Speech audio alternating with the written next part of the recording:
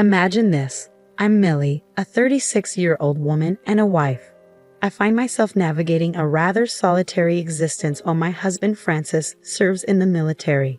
Yes, he's been deployed for quite some time, and let me tell you, military life isn't all about glamorous reunions and tearful farewells. It's about discovering resilience in those moments in between. Now, Francis is a courageous individual, possessing a quiet determination that I truly admire. During one of his calls home, he made an unusual request. He suggested that I should work on improving my relationship with his mom, Lily. I asked, "What are you talking about?" "Well, you see, Lily hasn't been herself since Francis' dad passed away. She's been feeling quite lonely, and to be honest, so have I during this deployment." Francis had noticed it too. It's been challenging for all of us. Francis' idea was that maybe Lily and I could use each other's company a bit more, spend more time together. I responded, "Francis, please." I was well aware that things had been strained between Lily and me since the infamous wedding incident, or should I say, the wine incident. Let me provide a bit of context. Our feud dates back to my wedding day. Picture the stress of planning, coordinating, and trying to keep my composure, so I wouldn't come off as a complete lunatic. Though deep down, I knew I most certainly was. I was attempting to relax before taking the plunge into marital bliss when Lily, my dear mother-in-law, seemed determined to push my buttons. She had a knack for it, honed to perfection on that very day. She had an agenda, and it wasn't subtle at all. Her aim was to inject a bit of chaos into my life. Petty actions were her forte. So there I was getting ready and trying to cherish every moment before the big I do, when Lily, with a grin that could only be described as devious, accidentally spilled red wine all over my pristine white wedding dress.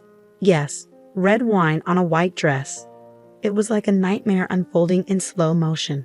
Of course, she claimed it was a mishap, attributing it to her butterfingers because her baby boy was growing up.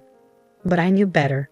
That mischievous twinkle in her eyes gave her away. She did it on purpose. From that moment on, our relationship took a nosedive. It was as if a layer of trust had been peeled away, revealing the simmering tension beneath the surface. Every subsequent encounter was laden with passive-aggressive comments and thinly veiled sarcasm. What used to be friendly exchanges had turned into a battlefield of snide remarks. It was utterly exhausting, to say the least. So naturally, I distanced myself from the situation. I had no interest in engaging in a feud, but because of my love for Francis and the hurt in his voice, I reluctantly agreed to try and mend our strained relationship. I couldn't help myself. I just felt an overwhelming sense of sympathy for him. He had endured so much nonsense during his time in the service, all that grueling training and those sleepless nights. I knew I owed it to him, at the very least, to make an effort. Besides, it had been several years, and I hoped that Lily had done some growing up in the meantime. I said, "Well, if it's important to you, I'm willing to give it a shot. After all, I'm all about supporting each other." He replied, "That's my girl. I know it won't be easy, especially given your history, but who knows? Maybe you'll find you have more in common than you think." "I'll keep an open mind, I promise," I said. "But just so you know, if she tries to pull any wine-spilling antics again, I'll have a serious talk with her. No more sabotage attempts, I swear." "All right then, let's do this, for you, for us, and even for Lily," he said. "Thanks, Millie. It means a lot to me, and I promise I'll make it up to you when I'm back." After Francis and I had our heartfelt conversation about reconnecting with his mother, I mustered the courage to reach out to Lily. I knew it wouldn't be a walk in the park given our history, but I was determined to make an effort for the sake of my husband and the overall family atmosphere. To my dismay, Lily's response was as passive-aggressive as I had expected. She reluctantly admitted that Francis had given her a stern talking to about her treatment of me and promised that she would try to tolerate me more. The emphasis on the word try made it clear that this wasn't going to be a smooth journey, so we cautiously started spending more time together. It was a rocky start, with tension so thick you could practically cut it with a knife. However, gradually, we began finding common ground, bonding over old family stories and shared experiences. Things were bearable, at least for a while. But then, old Lily started showing her true colors again. It began subtly, those little jabs and digs that seemed to go unnoticed by everyone but me. A snide comment here, a passive-aggressive remark there. It was like a scene out of a high school drama. It was infuriating.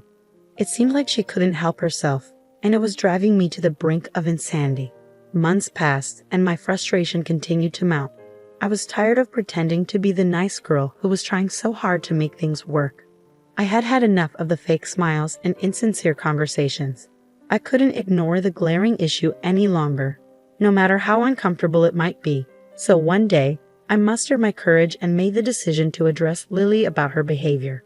We were at her place, sipping on some tea that seemed more bitter than usual. As I searched for the right words, my heart raced a mile a minute. Eventually, I blurted out, "Lily, I can't ignore the tension between us any longer. I thought we were making progress, but these constant jabs and digs are getting to me." Lily gazed at me with her practiced innocence, but I wasn't falling for it this time. I took a deep breath, my frustration turning into determination, and continued, "You know exactly what I mean. Honestly, I'm tired of pretending. If we're going to make this work, we need to have an honest conversation." That's when things took a turn for the worse. Our conversation escalated into a full-blown argument, with each word growing more heated than the last. Our voices became louder, and it felt as though the tension in the room was suffocating me. I half expected my nosy neighbor to call the police, thinking a domestic dispute was unfolding. As the shouting persisted, it struck me how deep-seated the resentment truly was. This wasn't merely about a spilled glass of wine on my wedding dress anymore. It was about years of misunderstandings, miscommunications, and a reservoir of pent-up anger. In that moment, I realized that there was no going back to the way things were. Eventually, our argument subsided, leaving the room heavy with the weight of our words. I left Lily's place that day feeling drained but strangely liberated. We had finally let it all out, and while our exchange might not have been graceful or eloquent, it was undeniably real. In the aftermath, a mix of emotions washed over me: relief, sadness, and an oddly enlightening clarity. It became apparent that certain wounds ran too deep to heal with just a few tea sessions and polite conversations. After that intense argument with Lily, I found myself seated in my living room, the weight of all that had transpired hanging heavily in the air. I had grown weary, fed up with the ceaseless tension and bickering. It felt as if the walls of our large house were closing in on me, suffocating me with the burden of memories and unresolved issues. As the days passed, I couldn't shake the overwhelming sense of loneliness that had taken up residence in every nook of our rented home. Francis was still dutifully serving his deployment miles away, making the house feel emptier than ever. It served as a stark reminder of how much I missed him and how vast the distance between us had become. On top of the fallout with my mother-in-law, I felt even more isolated. I grew tired of constantly oscillating between being too far from those I loved and too close to those I didn't. So the notion of moving began to take root in my mind. Downsizing to a smaller place felt like a breath of fresh air.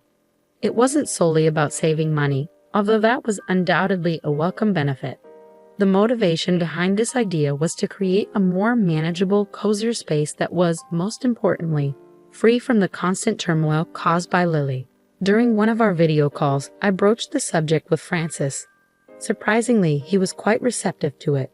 At that point, I hadn't mentioned the conflict with Lily, focusing instead on the potential financial relief it could provide for us.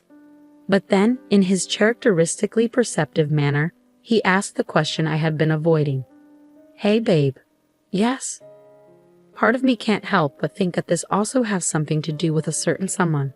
Did you and my mom have another clash? Is she connected to your desire to move? I let out a sigh, feeling a mix of frustration and relief that he had brought it up. "Yeah, it's partly about her, Francis. I tried, really, I did. But she's just so confrontational, you know?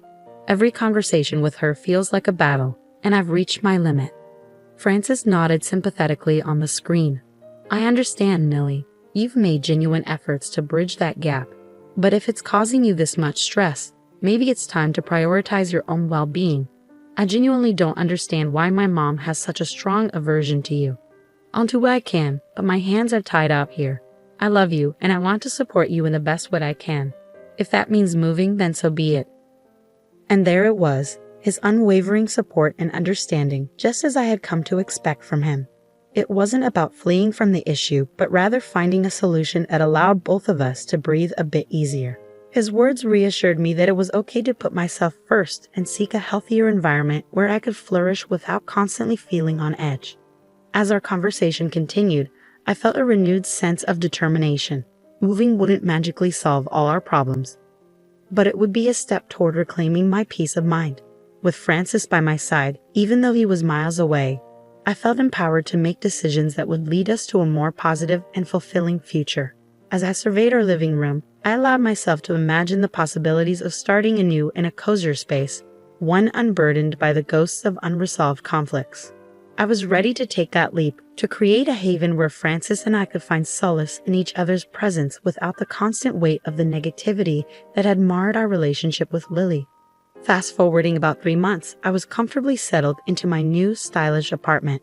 It had truly been a game changer, and the feeling of liberation from the old place with its negative energy was beyond compare. My 26th birthday was swiftly approaching, and I was filled with excitement. This would mark my first celebration in my new digs, and I was determined to make it memorable. Traditionally, I'd vacate my home the night before the party, allowing my friends and family to decorate it as a surprise. However, this year called for something different. Having such a small apartment meant that I couldn't host a grand party. Instead, my friends were already there, and we were kickstarting the festivities before our early flight the next day. It was a pre-trip hangout, crashing at my place before jetting off together. Laughter and lively chatter filled the living room as we geared up for our adventure. But of course, life has its way of introducing change. Amidst all the excitement, my phone buzzed with a text from Lily. Intrigued, I checked it out, and the message read, "Call me now. Something important to talk about." The message was concise and urgent, leaving me wondering what was happening. I discreetly separated from the group and made my way to my bedroom to call Lily. My heart raced with curiosity and concern. "Hello, Lily. What's going on?" Her response was abrasive and direct. "I've had enough of your behavior, Millie. What the hell is wrong with you?" I retorted, "Excuse me, you heard me. What's your problem? Why do you insist on trying to make my son hate me?" She persisted. "Oh, I see. You're upset because I told your son the truth." I found her accusation absurd. "What truth? You're being ridiculous." "Lily, I don't have time to deal with you. I'm fed up with your bitterness. I don't care that you're unhappy. Just leave me alone and let me enjoy my birthday weekend." She then dropped a bombshell. "Speaking of that, I wanted to inform you that you won't be enjoying your birthday this year. You should thank me for the heads up." Confused and alarmed, I demanded, "What the hell are you talking about?" She continued, "Well, after not receiving an invitation this year, I felt a bit resentful. So I took it upon myself to contribute in my own way to make your birthday special. You see, I couldn't wait any longer. I broke into your home and destroyed everything. All the decorations, the furniture, everything is shattered.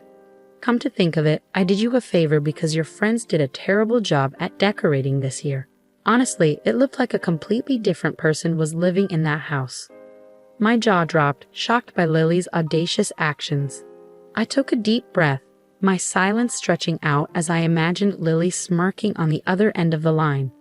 Finally, she said, "Oh, it looks like I did my job and gave the birthday girl a great surprise. Happy birthday, Millie. Hope you have a blast." I couldn't help but burst into laughter, which seemed to infuriate Lily. "Why are you laughing? What's so funny? You should be in tears right now." I managed to regain my composure. "Oh, Lily, you're quite the fool." "Excuse me? You think you're so clever, don't you?" "Well, I'll admit one thing. You did manage to surprise me, that's for sure. I had no idea you could be so despicable. But you've made a colossal mistake, my dear." Lily demanded. "Oh yeah? What's that?" "That wasn't my house." "Have you lost your mind or something?" "No, Lily, but you're about to once you realize whose house you just broke into and vandalized." I proceeded to reveal to Lily that I had moved 3 months ago. It was an unexpected revelation for her.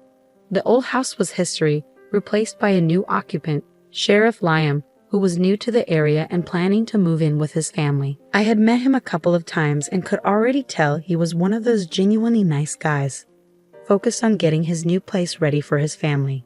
As I explained all this to Lily, I sensed her mood changing. Panic began to set in, and she was starting to freak out. She had just realized that she had messed with the wrong person in a big way. Vandalizing an ordinary home was one thing, but taking on the new sheriff's house was a whole different level of audacity. I heard her shiver on the other end of the line, and I knew she was beginning to grasp the magnitude of her actions. Her voice trembled as she asked, "Oh my God, Millie, what have I done?" I couldn't help but let out a chuckle, though it wasn't a joyful one. Well, Lily, you decided to mess with the sheriff's home. You're on your own with this one. She began to cry and panic, begging me to help her fix the situation. She didn't even apologize for attempting to vandalize my home. She wanted me to reach out to the sheriff and tell him it was all a big misunderstanding. But seriously, this was just too much. Lily was facing the repercussions of her actions, and I had no intention of coming to her rescue. I had to stifle a laugh as she sobbed over the phone, lamenting that her life was ruined. I didn't feel an ounce of sympathy for her, not even a tiny bit. She had played these games for years, and now it was time for her to reckon with the consequences. It felt somewhat like poetic justice, if you ask me. Please, please help me, she pleaded desperately. I simply shook my head, even though she couldn't see it. Sorry, Lily, you got yourself into this mess, and I suggest you figure your way out. I won't be part of it. I will say, though, you've given me the best birthday present. Music. I ended the call and let out a sigh of relief. Finally, I was done with Lily and her drama. It was time to move forward and live my life without the constant drag of her negativity. As I glanced around my cozy new apartment, I knew I had made the right choice in leaving the old place behind. The next day marked the beginning of my vacation with my friends. We were geared up for fun and adventure, and I was determined to leave Lily's mess far behind me.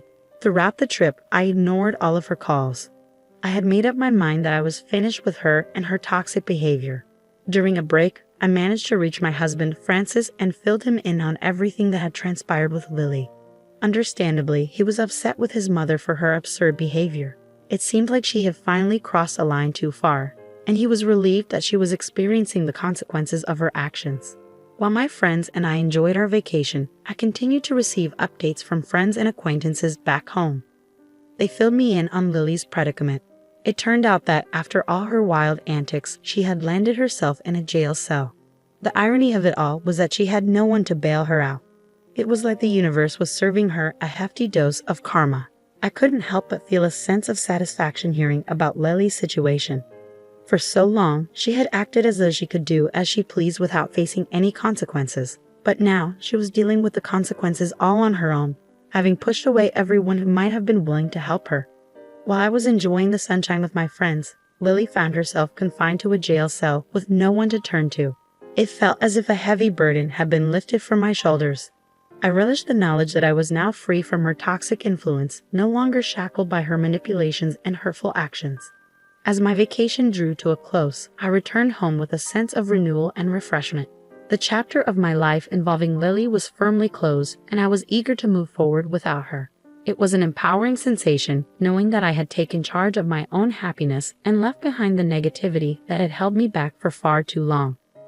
Life continued to progress, and I dedicated myself to cultivating positive relationships and surrounding myself with people who genuinely cared about me. Francis and I grew stronger than ever, united in our commitment to creating a happy and healthy life together. As for Lily, she had ultimately reaped what she had sown, and it was a profound lesson that would linger in her memory for a long time to come.